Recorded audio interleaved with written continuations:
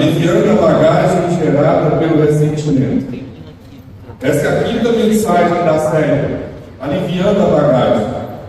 Se você perdeu alguma dessas mensagens, eu quero convidar você para ir no nosso canal no YouTube, está disponível lá. E hoje, eu tenho certeza que, como foi desafiador para mim, essa palavra também será desafiadora para você. Hebreus 12:1, o autor nos diz que nós precisamos nos livrar de tudo que nos atrapalha.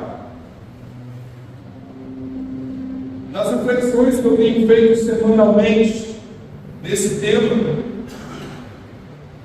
eu tenho descoberto que tem muitas outras coisas que nós precisamos tirar das nossas costas. E sem dúvida nenhuma, uma delas é o ressentimento. Eu quero ler com você o texto de Gênesis, capítulo 45, versículo 1 ao versículo 15, que será o texto que trará as respostas que nós precisamos para aliviarmos a bagagem. Gênesis, capítulo 45, verso 1 ao verso 15, diz assim: a essa altura, José já não podia mais conter-se diante de todos os que ali estavam e gritou: façam sair a todos. Assim, ninguém mais estava presente quando José se revelou a seus irmãos. Ele se pôs a chorar tão alto que os egípcios o ouviram e a notícia chegou ao palácio de Faraó. Então disse José a seus irmãos: eu sou José, meu pai ainda está vivo. Mas os seus irmãos ficaram tão pasmados diante dele que não conseguiam responder. Cheguem mais perto, disse José a seus irmãos. Quando eles se aproximaram, disse-lhes: eu sou José, o seu irmão, aquele que vocês venderam no Egito. Agora, não se aflijam, nem se recriminem por terem me vendido para cá, pois foi para salvar vidas que Deus enviou-me adiante de vocês. Já houve 2 anos de fome na terra, e nos próximos 5 anos não haverá cultivo e não haverá colheita. Mas Deus me enviou à frente de vocês para preservar-lhes a vida em remanescente nessa terra e para salvar-lhes as vidas com grande livramento. Assim, não foram vocês que me mandaram para cá, mas sim o próprio Deus. Vem para cá, não te demores. Tu viverás na região de Gósen e ficarás perto de mim, tu, os teus filhos, os teus netos, as tuas ovelhas, os teus bois, todos os teus bens. Eu te sustentarei ali, porque ainda haverá 5 anos de fome. Do contrário, tu e a tua família e todos os teus rebanhos acabarão na miséria. Vocês estão vendo com seus próprios olhos, e meu irmão Benjamim também, que realmente sou eu que estou falando com vocês. Contem a meu pai quanta honra me prestam no Egito, e tudo que vocês mesmos testemunharam, tragam meu pai para cá depressa.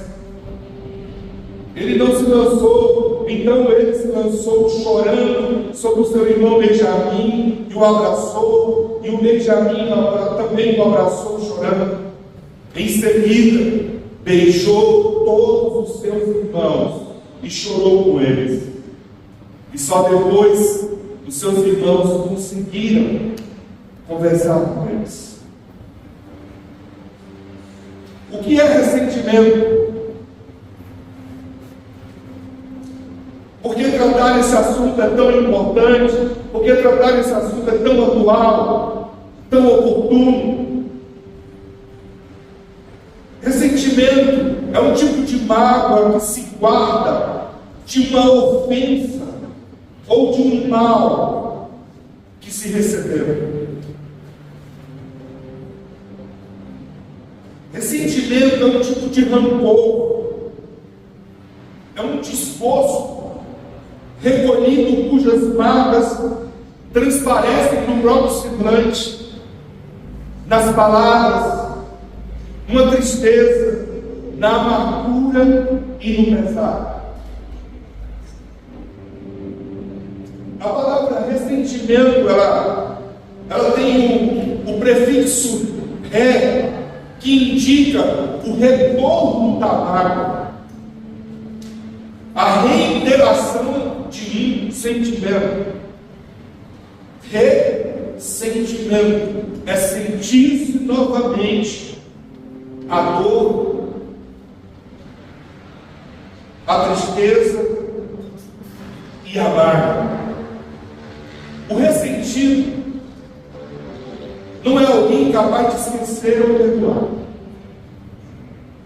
O ressentido é alguém que não quer esquecer. Preste atenção nisso. Não quer esquecer. O ressentido, ele não quer superar o mal que ele foi vítima. É uma escolha dele manter-se assim. É diferente de uma mágoa qualquer, em relação à qual a pessoa se desculpa e logo passa. O ressentimento não passa. Para a psicologia, o ressentimento é uma das condições mais perigosas ao homem. O ressentimento, do ponto de vista psicológico, é uma das condições mais perigosas para o ser humano. Por quê? Porque o ressentimento é uma ferida aberta e que não quer que seja fechada. O ressentimento coloca o ressentido no lugar de vítima.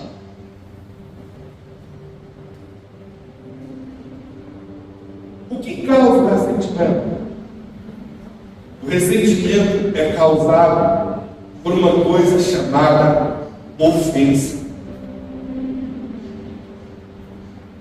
A causa do ressentimento é a ofensa. É onde tudo começa.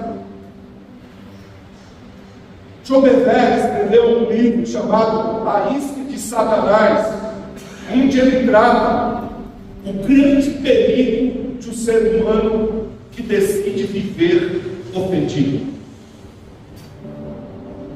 A ofensa é uma das coisas mais terríveis, porque ela leva a pessoa para esse lugar do ressentimento, do rancor. A ofensa, ela tem o poder de destruição. Ela destrói a pessoa ofendida, ela destrói relacionamentos, ela destrói amizades, ela destrói alianças. A ofensa é altamente destruidora. A ofensa, ela é como uma gangrena, ou uma gangrena. Por quê? Porque ela vai corroendo a pessoa de dentro para fora. Muitas pessoas já romperam relacionamentos por causa da ofensa. Muitas pessoas têm rompido amizades por causa de ofensas. Muitas pessoas deixam igrejas por causa de ofensas. Por causa de ofensas que não foram resolvidas. Por que o ressentimento pesa? Ele ele pesa porque a pessoa ressentida, ela fica remoendo algo que não está sob o seu controle. Pode, inclusive, levar ao aparecimento de sintomas físicos, como, por exemplo, dores de cabeça, dores no peito, dores no estômago, fibromialgia, insônia, doenças psicossomáticas, muitas delas lúpus.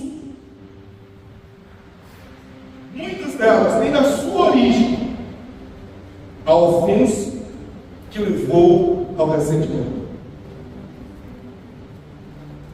O ressentimento, ele mantém o ressentido preso, amarrado à pessoa que o feriu.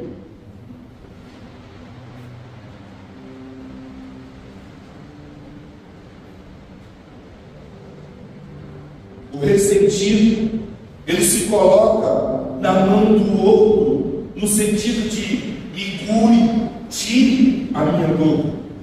É o outro que é o culpado. É o outro que tem o poder sobre a minha vida de me curar.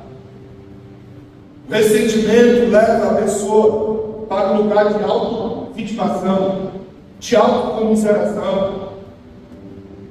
Ressentimento leva o outro a culpar o outro e não assumir suas responsabilidades.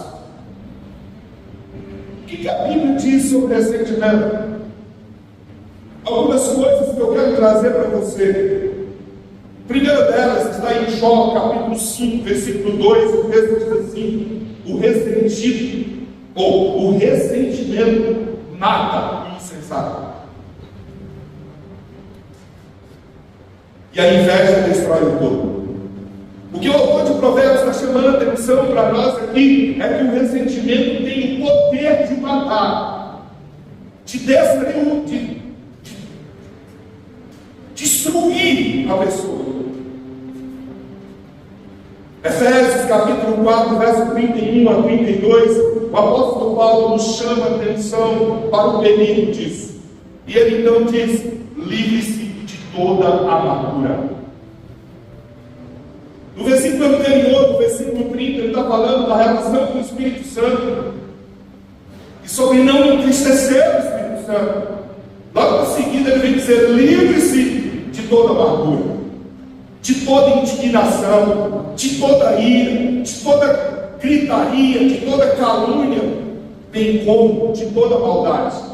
Observa bem que o primeiro sentimento que aparece aqui é a amargura, e ela não aparece por acaso, ela aparece primeiro porque ela pode provocar os demais. Na maioria das vezes ela provoca os demais. A amargura leva à indignação, a amargura leva à ira, à perda do controle, a amargura leva à gritaria, leva à calúnia, leva à maldade. E aí Paulo vai dizer que o antídoto contrário a isso é: seja bondoso, seja compassivo uns para com os outros, perdoando-vos mutuamente, assim como Deus perdoou todos vocês.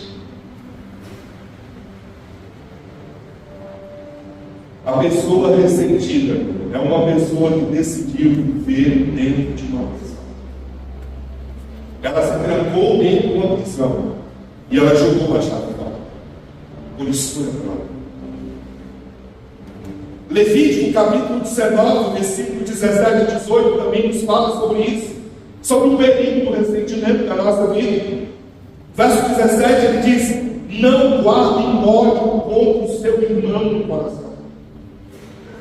O ressentido é alguém que guardou o ódio, a amargura, a ofensa no coração. Ele vai dizer antes: repreendam com franqueza o seu próximo, para que por causa dele não sofram as consequências de um pecado. O alerta aqui do autor de Levíticos é: o ressentimento, o guardar o ódio, amado, vai te levar ao pecado. E o verso 18 eu acho incrível: não procurem vingança, nem guardem rancor contra alguém do seu povo, mas amem cada um o seu próximo como a si mesmo. Eu sou o Senhor. Eu tenho uma pergunta para te fazer esta noite. O que você tem feito com o que fizeram com você?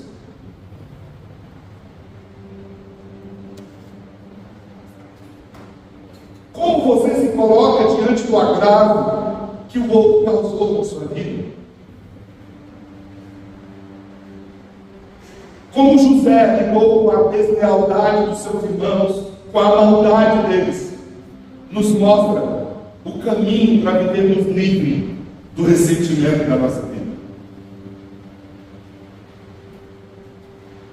A história, você conhece a história de José. Eu tenho em José um dos meus personagens favoritos. Há anos estudo a sua história.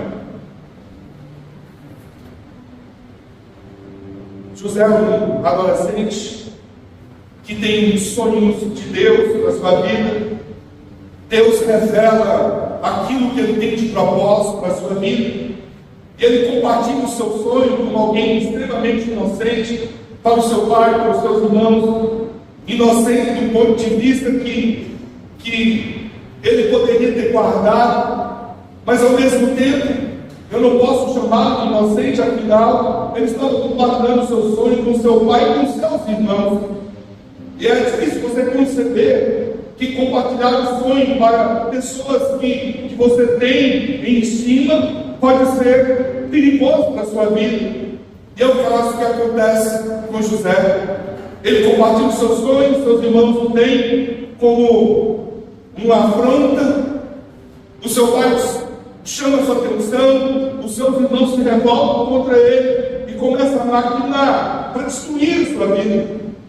E a história é trágica. Certa vez eles estão na guerra, eles são distantes, na verdade, eles estão distantes de casa, pastoreando o rebanho do pai. E José vai levar comida para eles. Eles aproveitam a oportunidade, prendem José, jogam no poço. O objetivo é matá-lo, é destruí-lo, é acabar com a sua vida. E os seus irmãos intercedem por ele. Decidem então, de uma forma estratégica, vender como escravo. Assim é feito. E na verdade ele é trocado por panelas de prata. E José vai para distante da sua família. Depois é comprado como escravo, depois sofre por várias consequências de todo esse processo. Anos se passam, para ser exato, 22 anos se passaram. 22 anos se passaram, e acontece de repente o reencontro. E esse reencontro é descrito no texto que nós lemos em Gênesis 45. E também em Gênesis capítulo 50, a forma como José lidou com toda a maldade, com a deslealdade e com tudo que ele sofreu dos seus irmãos. E essa forma me traz a resposta, ou as respostas, de como aliviar a bagagem gerada pelo ressentimento.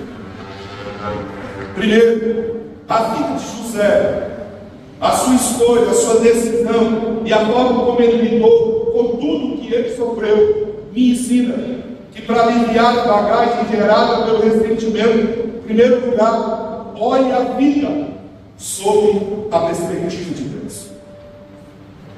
Olhe a vida sob a perspectiva de Deus. Versículo 5 ao versículo 7, 8 nos diz assim: agora, não se aflijam, nem se recriminem por terem vendido para cá. Preste atenção, pois foi para salvar vidas que Deus me enviou adiante de vocês. Aleluia.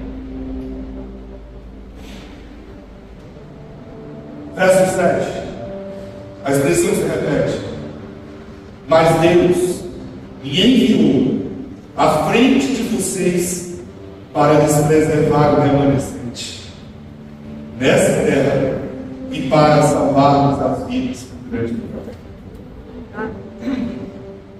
E por fim, verso 8, ele diz: Assim, não foram vocês que me mandaram para cá, mas sim próprio Deus. Ele me tornou ministro de Faraó. Ele me fez administrador de todo o palácio do governo e governador de todo o Egito.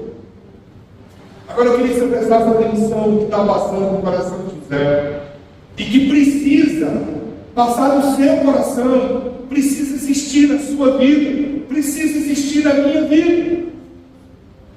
José, ele sofre o agrado, a deslealdade, a maldade dos seus irmãos, mas ele lida com isso de uma forma incrível. Ele não se abala. Ele não se abala. Seus irmãos agem com maldade com ele, com uma enorme maldade. Eles sentem ciúme, eles desprezam-no, eles o rejeitam, eles jogam no poço, ele vende-o como escravo, o distancia da sua família, ele sofre várias consequências por isso. Ele é acusado injustamente, é preso, é abandonado, mas ele não deixa a dor dele destruir sua vida. O que é incrível é como ele lida com tudo isso. Os versos que lemos nos mostram o que ele fez. Ele olhou a vida sob a perspectiva de Deus. Ele podia viver a partir da amargura, ele podia viver a partir do rancor. No entanto, ele decidiu olhar a vida sob o olhar de Deus, sob a perspectiva de Deus. Ele sabia que Deus era soberano e o é. E então ele entendeu: Deus está construindo a minha história, Deus está dirigindo o meu destino, Deus está me levando para o propósito dele. Então, as dores que eu sofri, elas vieram na minha vida não para me paralisar, mas elas vieram na minha vida para me conduzir ao meu destino em Deus. Olhar a vida sob a perspectiva de Deus é entender que Deus não desperdiça os detalhes. As nossas dores não acontecem para nos destruir, as dores acontecem para nos apontar o destino de Deus.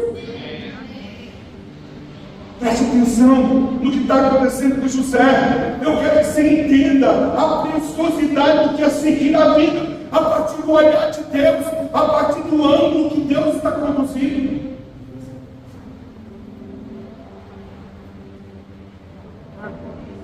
Você já parou para pensar que se os irmãos não se revoltassem com ele, não decidissem jogá-lo na fornalha, no buraco, se não decidissem vendê-lo como escravo, ele não chegaria na casa de Potifar, se ele não sofresse a ultragem que ele sofreu, a acusação injusta que ele sofreu na casa de Potifar, ele não ia parar na prisão, e se ele não fosse para a prisão, ele não encontraria um copeiro que um dia indicaria ele para ser o governador do Egito. É isso que José está enxergando. As dores que eu sofri foram dores que Deus criou para me tirar da zona de conforto e me levar ao meu propósito. É uma questão de ângulo para onde você está olhando. Eu fico livre do ressentimento quando eu entendo que Deus não perde o controle de nada. Ele é o autor, Ele é o diretor da minha vida. Os nãos que eu recebo são os fins de Deus ao meu propósito. As portas que se fecham são as mesmas que se abrem, se fechadas e abertas forem por Deus. Eu quero convidar você hoje para você aprender a dar destino à sua dor. E você dá destino à sua dor quando você olha para a vida enxergando Deus na sua história.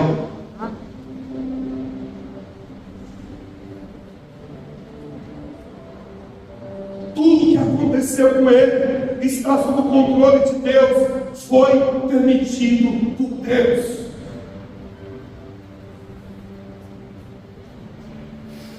A autocomiseração nada mais é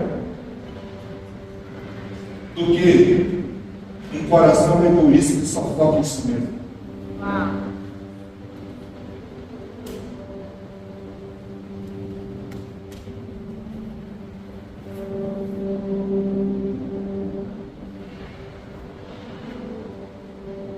Há 30 e poucos anos, quando Deus levou minha mãe, a dor que Ele estava causando na minha vida estava me trazendo para o destino e proposta dele na minha vida.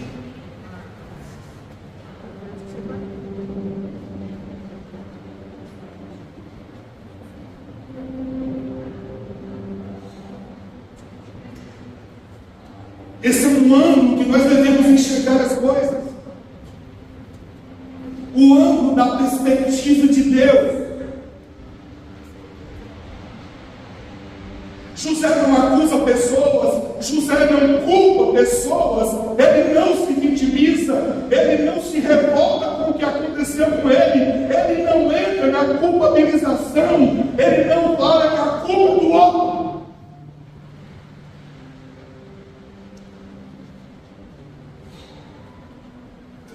Aprenda uma coisa hoje: você não pode controlar o que as pessoas fazem com você, mas você pode controlar como vai reagir ao que fizeram com você. Eu não consigo controlar o que as pessoas fizeram comigo, eu não consigo controlar as dores que as pessoas provocaram na minha vida, mas está sob o meu controle eu reagir em relação a isso.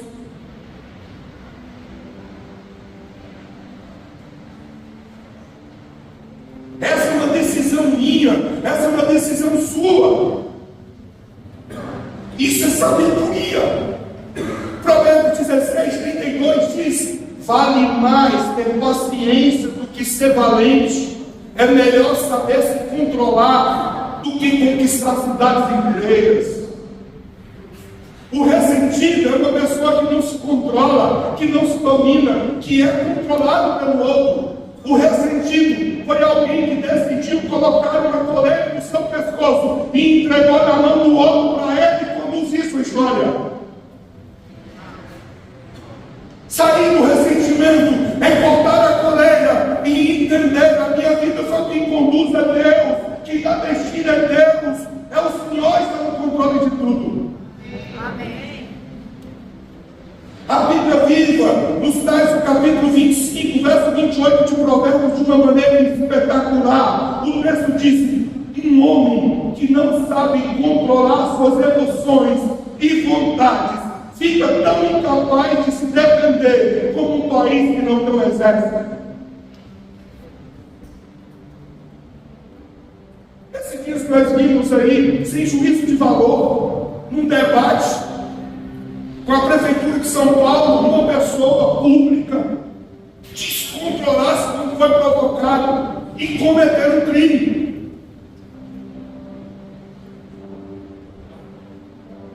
O que a Bíblia diz é: quem não sabe controlar suas emoções é incapaz,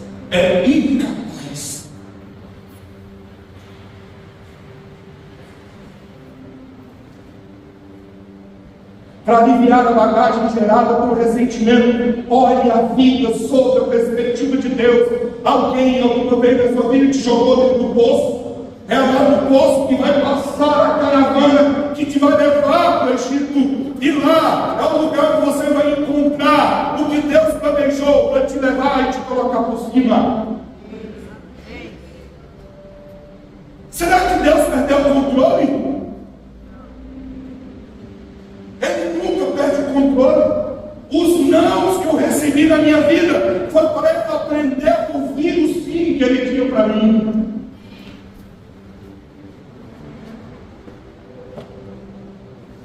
Romanos 8:28 nos lembra isso. Sabemos que Deus age em todas as coisas para o bem daqueles que amam a Deus. Isso aqui não é frase de para-choque de caminhão. Isso aqui é a palavra de Deus. Sabe o que Paulo está dizendo? Meu Deus nunca perde o controle. Sabe o que ele está dizendo? Tudo que acontece comigo, Ele sabe fazer, cooperar para o meu bem. Não foi isso que José entendeu? Todo o mal que vocês fizeram contra mim, Deus transformou em bem. Foi para me colocar nesse lugar, para abençoar a sua vida.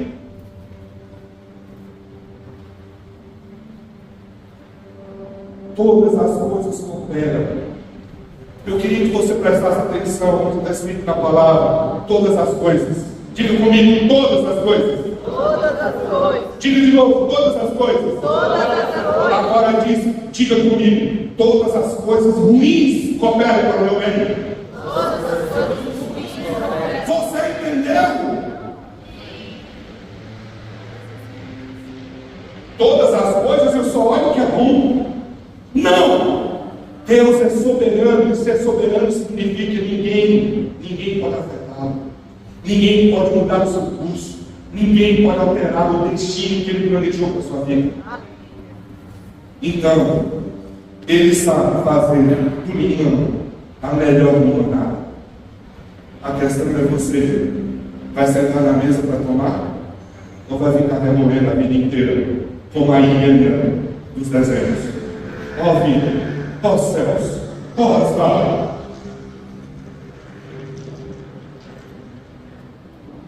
Quando eu olho a vida sob a perspectiva de Deus, você não culpa as pessoas, você não se coloca no lugar de vítima, o seu coração não fica ressentido. Você fica livre do ressentimento. Não é sobre o que fizeram com você, é sobre o que Deus fez com o que fizeram com você. Você consegue entender? O abuso que eu sofri com 9 anos de idade, hoje é uma autoridade que eu tenho para ser um instrumento de cura na vida daqueles que são abusados. Eu posso dizer para eles: Deus me curou, Deus me salvou, Deus me libertou, e eles me encontram com a sua dor também. O que você está fazendo com as coisas que os outros estão fazendo? Vai deixar paralisar a sua vida? Oh meu Deus, minha vida foi tão difícil. Oh meu Deus, eu nunca consegui nada. Oh meu Deus, saia do ressentimento. Olhe, coloque os seus óculos e veja que Deus está conduzindo a história, que Deus está dirigindo a sua vida, que o Senhor está te conduzindo para o melhor lugar. José não ficou ressentido porque ele não se sentiu ofendido. Você fica ressentido porque você fica se sentindo ofendido. Eu aprendi alguns meses atrás, ano passado, com meu pastor e amigo Éder Brigueiro: o humilde nunca se ofende. Quem ofende é quem é soberbo, quem é orgulhoso, quem é arrogante, quem se acha melhor do que os outros. O humilde não se ofende. Olha para o Evangelho e você vai ver que em nenhum momento Jesus se sentiu ofendido.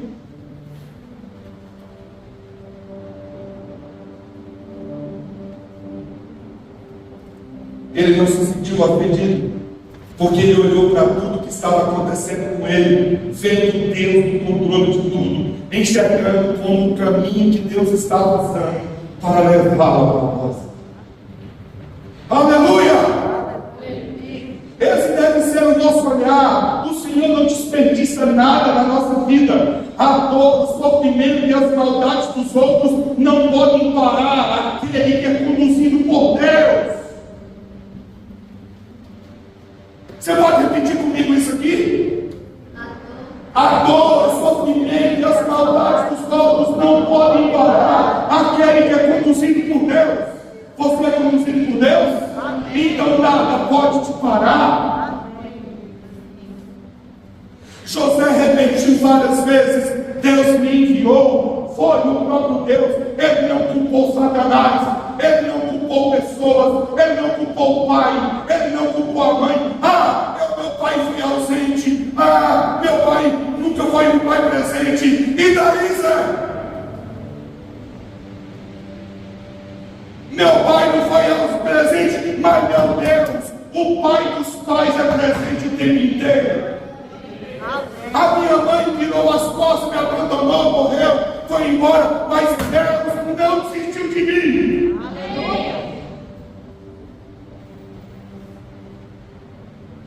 Ele não culpou seus irmãos, ele não culpou a Deus, ele não culpou nem ele mesmo. Sua confiança é em Deus e ela é admirável. Deus nunca perde o controle de nada. É isso que evita o coração ser tomado pelo ressentimento. Olhar para a vida sob a perspectiva de Deus. Olhar para a vida assim, não se ofende e não é tomado pelo ressentimento. A pergunta é: por que Deus? Não é porque Deus deixou acontecer. A pergunta que eu tenho que fazer é: para que Deus permitiu isso? Quando eu pergunto para quê, eu estou me colocando numa submissão para entender o propósito, de sentir o propósito. Quando eu pergunto por quê, eu estou me colocando num lugar de altivez. Não tenho intenção nenhuma de aprender com o Pai. A pergunta para quê é a pergunta de filho, é a pergunta de quem confia no Pai. Quem pergunta por quê é a pergunta de autocentrado, é a pergunta de incredulidade. Segundo, para aliviar a bagagem gerada pelo ressentimento, além de olhar a vida sob a perspectiva de Deus, lidere perdão. Lidere perdão. E eu espero, em nome de Jesus Cristo de Nazaré, que nunca mais eu tenha que ouvir de um filho espiritual meu que eu ouvi tempos atrás. Tratando, conversando, aconselhando uma ovelha. Chegamos no ponto da conversa, que eu disse para ela: libere perdão. Ela disse: pastor, eu sou otimista, eu sou uma mulher de oração, eu sou uma pessoa de Deus, mas perdoar é comigo. E é o que então isso? Onde é que está Deus nessa história? Perdoar não é comigo. Vamos entender o que é perdão aqui. Libere perdão. É liberar perdão que nos livra do ressentimento, do peso, da sobrecarga, da amargura. O versículo 15, 19 e 21 nos diz isso. José nos mostra isso.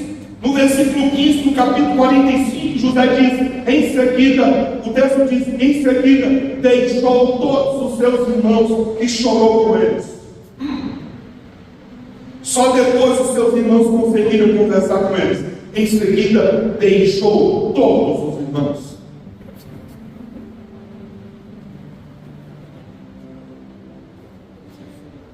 Não existe afeto para um coração que está ferido. José deixa seus irmãos, um por um. Sabe o que ele estava fazendo? Ele estava perdoando.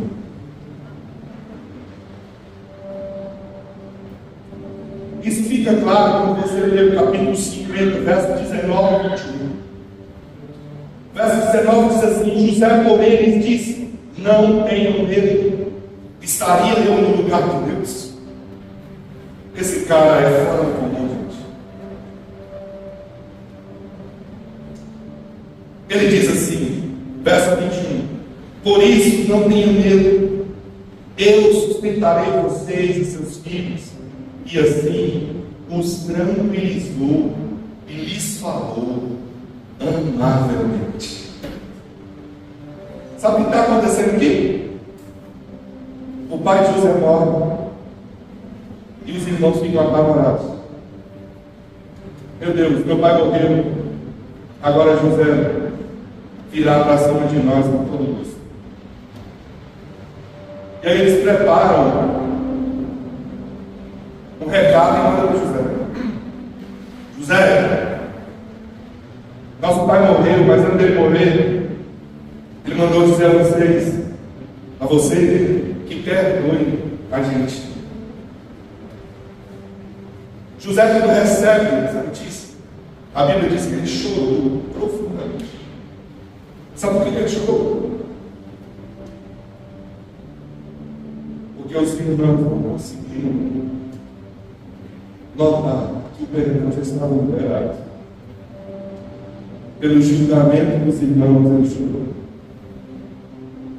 E nesse momento ele disse isso aqui: estaria aí no lugar de Deus te julgar.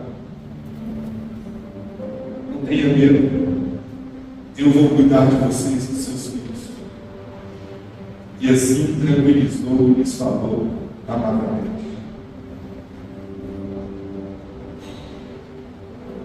Se existe uma coisa que José nunca foi uma pessoa centrada. José reencontra seus irmãos cerca de 22 anos depois. Deixa eu te mostrar a conta para você entender o tempo. Ele foi vendido e ele tinha 17 anos de idade, Isabel. Ele se torna governador de Faraó com 30 anos. Por quanto? 13, correto? Aí passam 7 anos de fartura. 13 mais 7. E depois passa 2 anos de escassez. 20 mais 2. 22.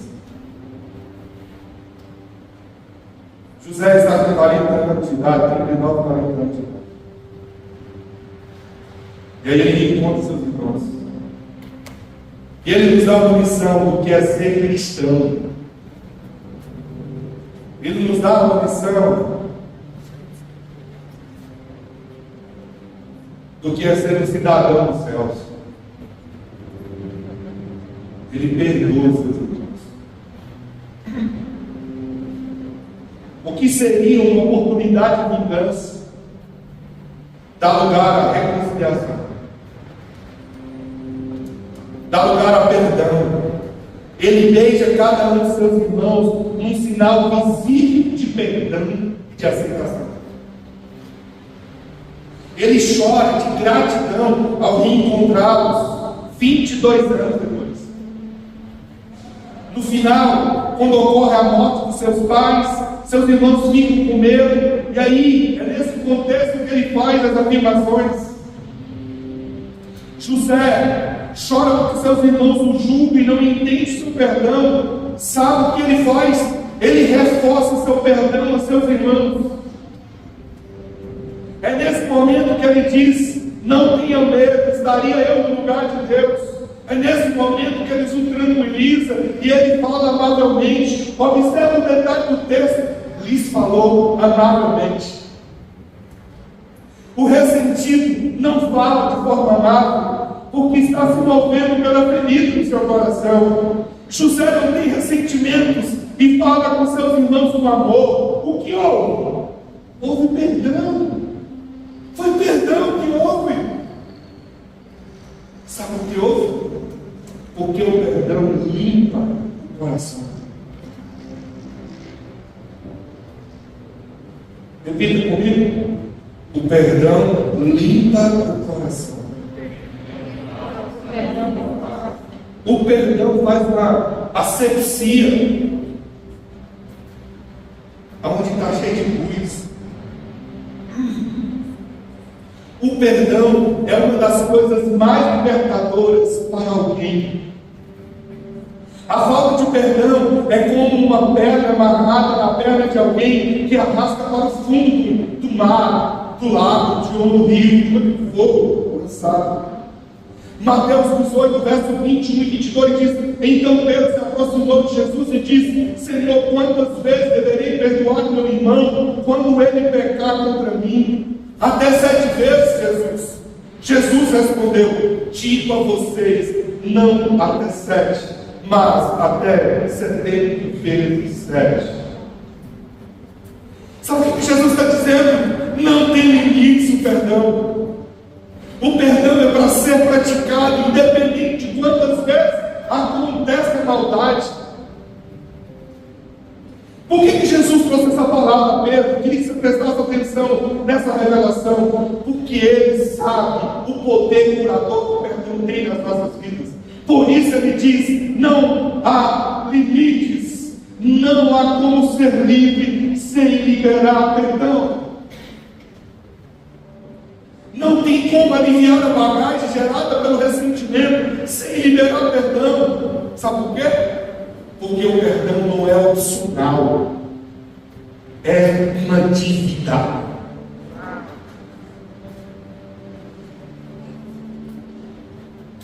Como assim, pastor?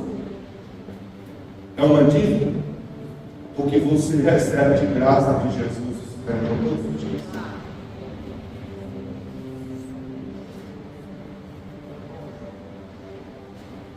Você acha por que Jesus nos ensinou a orar para nós, como Ele nos fez em relação a essa coisa? Pai, perdoa as nossas dívidas, assim como nós perdoamos os nossos devedores. Você dá conta de orar isso aqui? Você dá conta? Pai, perdoe as minhas dívidas, assim como eu perdoo os meus devedores.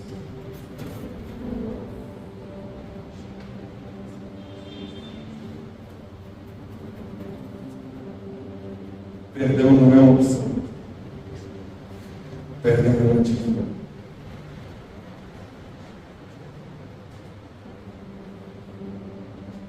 Mateus 6, versículo 14 e 15 diz assim: olha aí. Pois, se perdoarem as ofensas uns dos outros, o Pai Celestial também perdoará vocês. Mas, se não perdoarem uns aos outros, o Pai Celestial não perdoará as ofensas de vocês.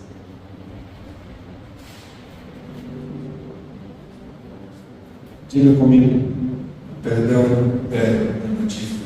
Perdão é uma dívida. Agora você vai falar na primeira pessoa. O perdão é minha dívida.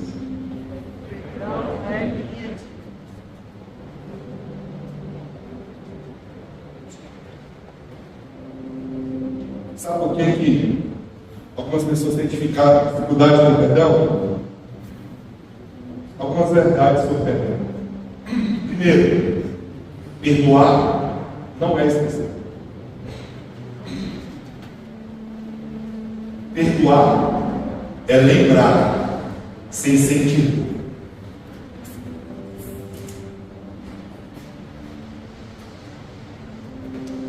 Não tem como.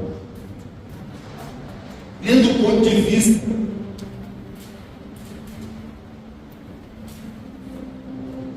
do HD, não é possível apagar. Segunda verdade, perdão é uma decisão, não é uma opção. Perdão não é sentimento, eu não sinto. Se você não esperar sentir, você nunca vai praticar o perdão.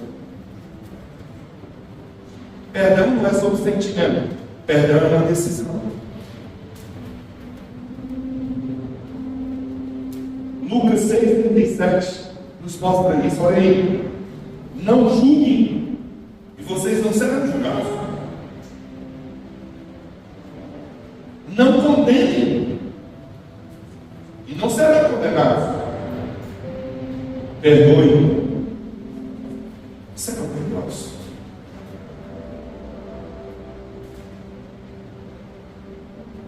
Terceira verdade, o perdão é incondicional. Não impõe exigências. Eu vou perdoar se ele vier me pedir perdão.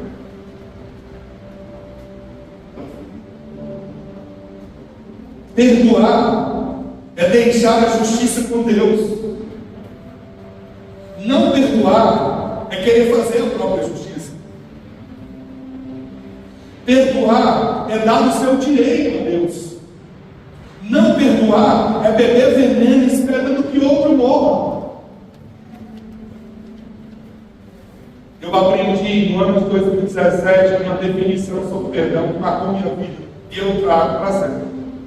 Perdoar é portas abertas, arrumar a casa e quartos do fundo fechados. O que isso quer dizer? Você sofreu sim uma maldade, alguma coisa que te violou, então perdoar, em primeiro, é deixar a porta aberta. Deixar a porta aberta em que sentido? Deixar que o outro construa um caminho de volta. Eu não posso me fechar. Quando eu penso sobre perdão, eu preciso sempre trazer à minha memória como Deus age comigo. É só você lembrar o que Deus faz contigo com você e você não tem dificuldade de perdoar. Arrumar a casa, você precisa respeitar a sua dor. Você precisa entender que você foi machucado, ferido. Está doendo sim. Não é negando que resolve. Então eu preciso me reorganizar, trabalhar nisso aqui. Por último, quartos fechados. Se a pessoa que lesionou você, te machucou, ele perdeu o privilégio da intimidade. Ele tem que construir um caminho de volta para chegar lá.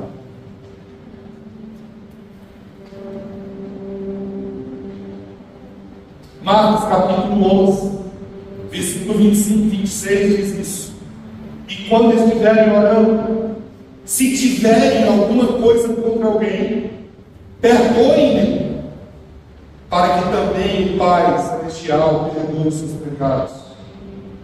Mas se vocês não perdoarem, também o seu Pai que está nos céus não perdoará os seus pecados. Se tiver orando, eu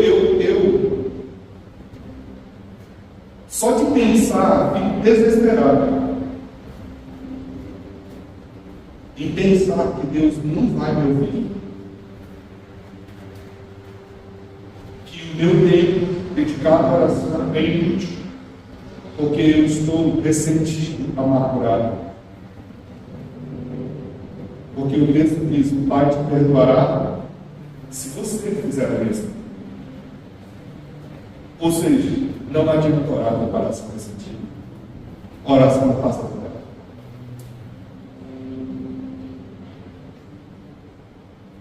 Quando estiver orando, se tiver alguma coisa contra alguém, perdoe.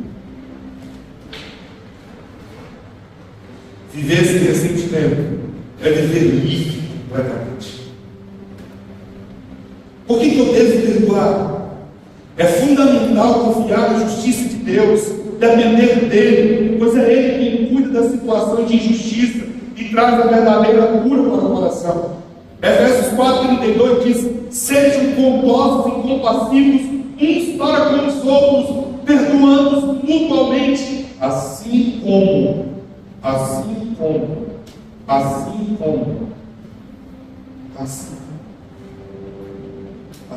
o quê? Como Deus os perdoou em Cristo Jesus. Uma razão simples para perdoar é que o Senhor te perdoou. Toda dor que José sofreu não paralisou, porque ele não deixou ressentimento tomar conta do seu coração. Ele decidiu perdoar. É assim que descomprimimos o peso que o ressentimento traz à vida. E eu concluo aqui. Eu vou ser breve nesse tópico. Me dê mais uns minutos. Último tópico. Lembra? Para aliviar a bagagem gerada pelo ressentimento, olha a vida sob a perspectiva de Deus.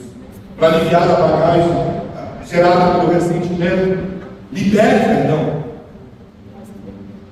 Eu espero que você esteja fazendo uma lista das pessoas que você precisa liberar hoje, porque não é possível que você vai sair daqui sabendo que a sua oração não será ouvida.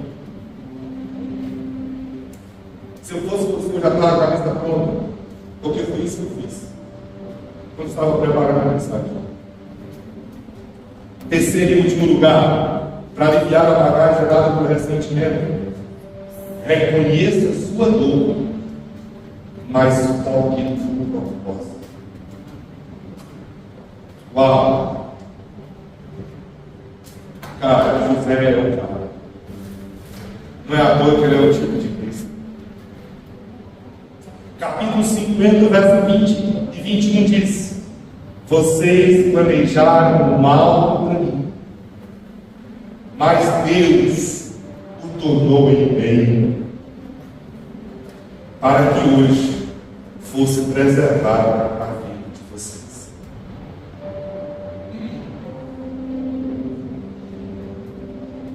Por isso, não tenha medo, eu sustentarei vocês e seus filhos. E assim se tranquilizou e lhes falou amaramente.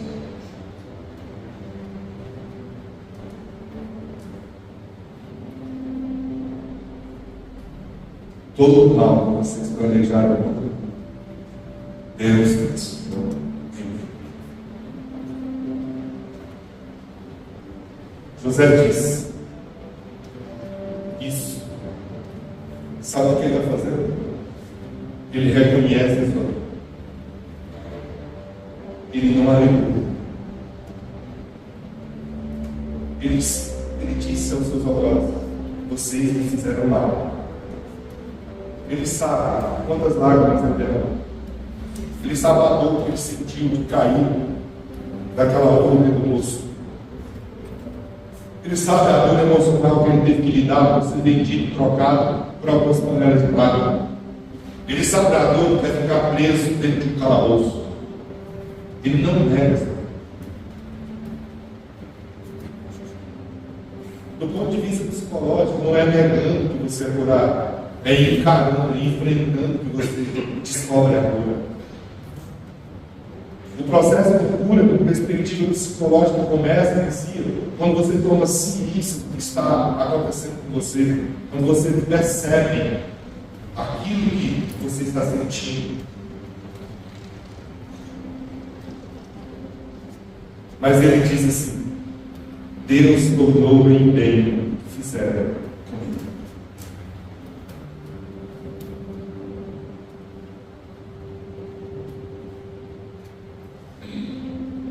Deixa eu te dar uma visão prática do que eu quero dizer aqui. Vou contar a minha história. Quando a mamãe morreu, eu tinha 8 anos. Estava próximo de fazer 9 anos. Ela morreu e nós morávamos na fazenda. Com a morte dela, meu avô decide vender a fazenda e vir para a cidade. Ela vem, então a gente vem para a cidade. A gente vem para a cidade e eu conheço uma jovem, começa a namorar com essa jovem, que a família dela conhece Jesus.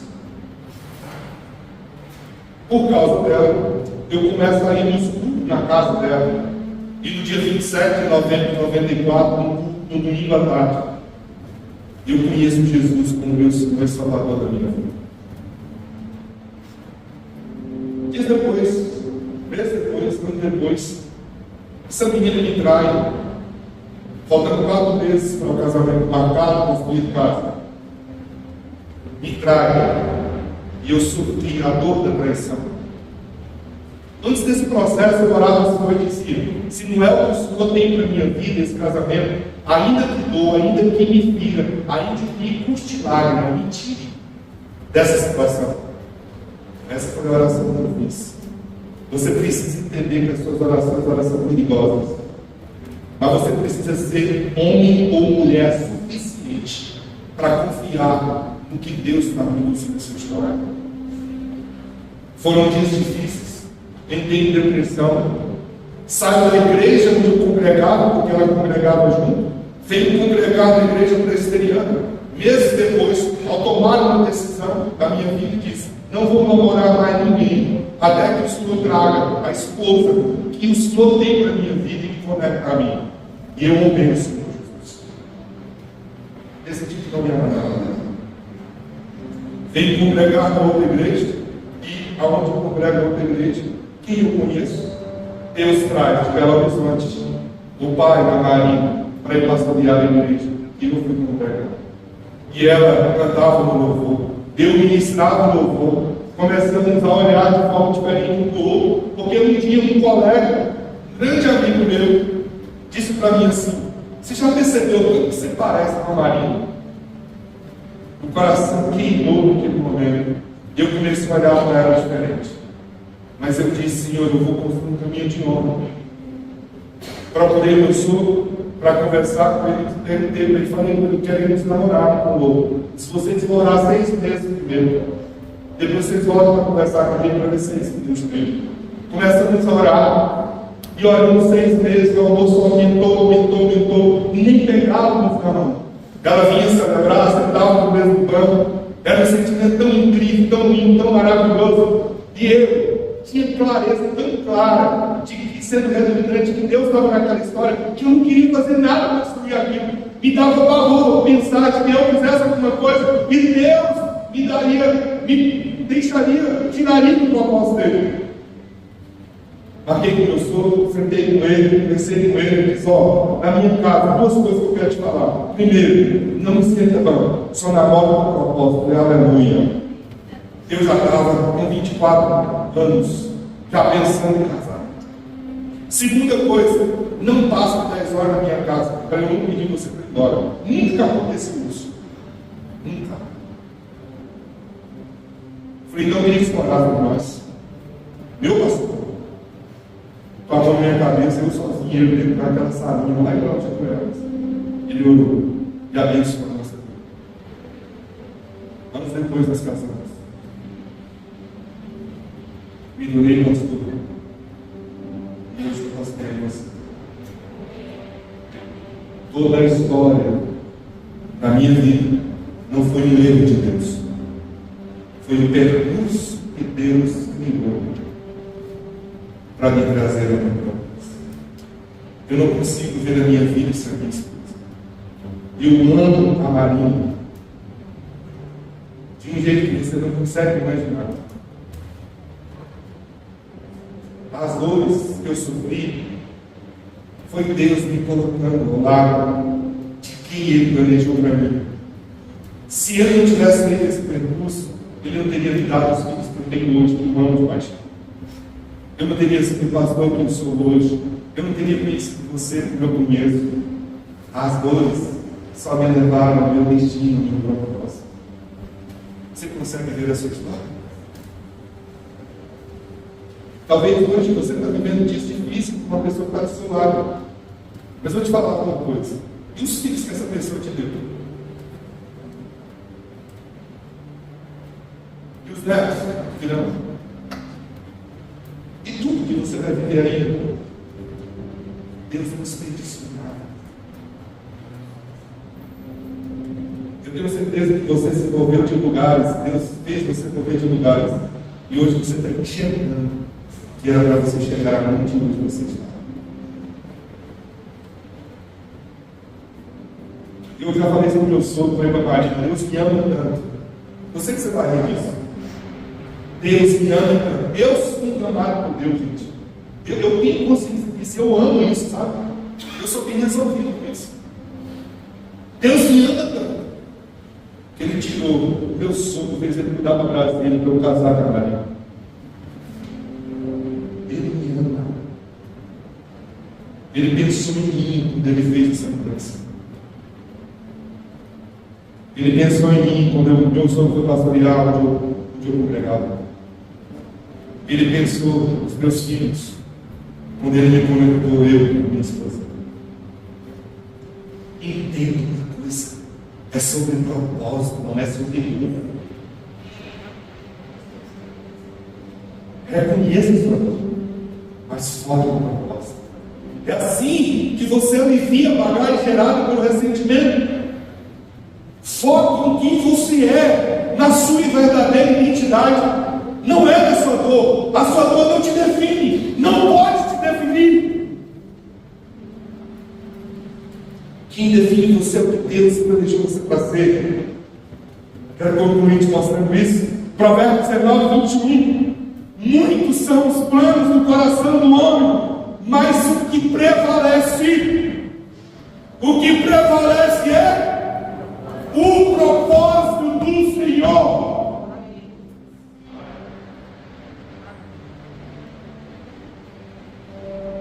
Segundo Coríntios 1:5. Por isso, pois assim como o sofrimento de Cristo transborda sobre nós, também por meio de Cristo transborda a nossa consolação. Quando entendemos o propósito de Deus, não nos prendemos a ressentimentos. José ficou no que Deus estava fazendo, focou no que Deus estava fazendo, e não na dor que ele sofreu. A dor que sofremos não é capaz de nos paralisar se estivermos focados no propósito de Deus. Segundo Coríntios 4, 16 e 18 diz: por isso não desanimamos. Eu amo esse texto. Embora exteriormente estejamos desgastados, interiormente estamos sendo renovados dia a dia.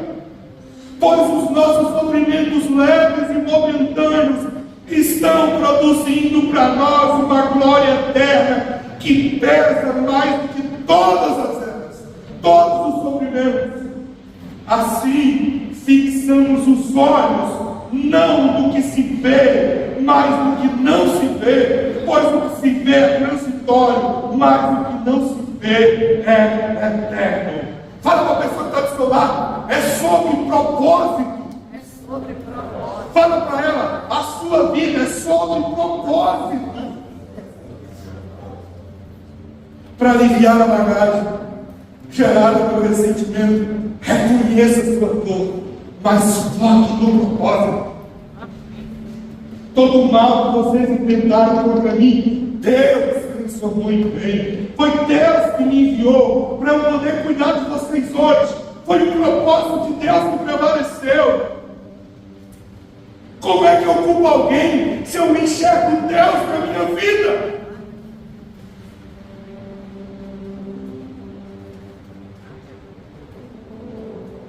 A dor é real, ela é legítima, mas o propósito é maior. Jeremias 29:11, porque sou eu que conheço os planos que tenho para vocês, diz o Senhor, planos de fazê-lo prosperar e não de causar dano, plano de dar a vocês uma esperança e um futuro. Isso fala de propósito. Thomas Carlyle diz assim: um homem sem propósito é como um navio sem leme. Isaías 26:3, o texto da minha vida: tu guardarás, Senhor, em perfeita paz aquele cujo propósito está firme, porque confia em ti. Vamos ficar de pé. Quando você é livre do ressentimento, o que acontece? O que aconteceu com José? Quando você é livre do ressentimento, você é capaz de vencer o mal também.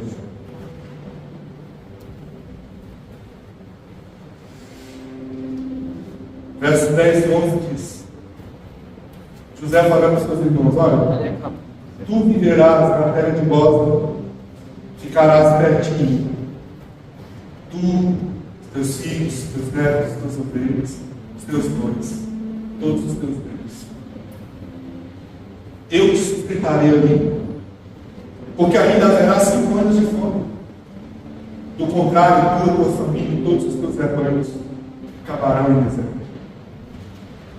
Quando eu estou livre do ressentimento, a maldade, a deslealdade do outro não muda o meu comportamento.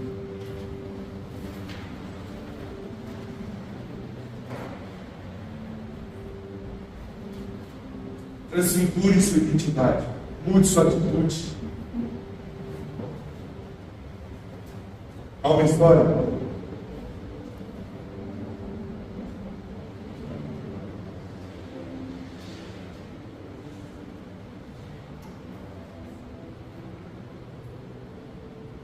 Determinada pessoa mudou para uma rua, foi morar do lado de um vizinho. E E assim a pessoa implicou com o vizinho. Um belo dia, para espiciar assim, essa pessoa comprou uma bandeja de prata, um pano de prata branquinho, pegou, tocou a campainha, chegou no portão e virou para a vizinha e disse assim: vim trazer isso aqui de presente para você. A vizinha ficou toda alvissareira, feliz porque estava recebendo aquele presente. Muito obrigado, não precisava disso, imagina. Muito obrigado. Ela pega a bandeja e entra para dentro de casa. Quando ela levanta o pano de prata, estava cheio de cocô de animal na bandeja, estrume de animal. Passa alguns dias, ela vai à casa da vizinha, bate na campainha, com a mesma bandeja, com pano de prata também. E a vizinha já começa a imaginar que lá vem alguma bomba. E ela vai, pega o pano de prata, levanta. Quando ela olha, é um botão de rosas e um papel escrito assim: a gente só dá aquilo que tem.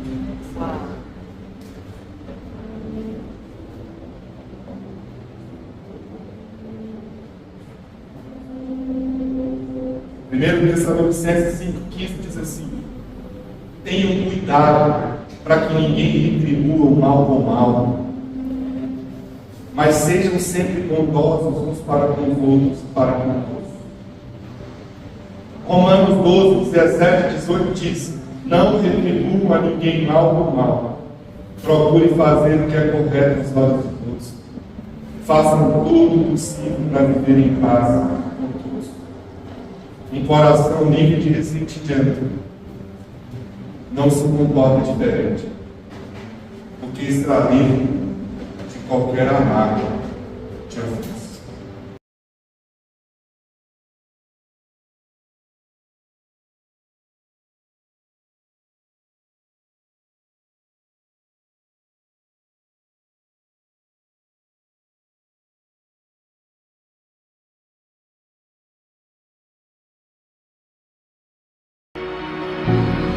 És adorado entre nós.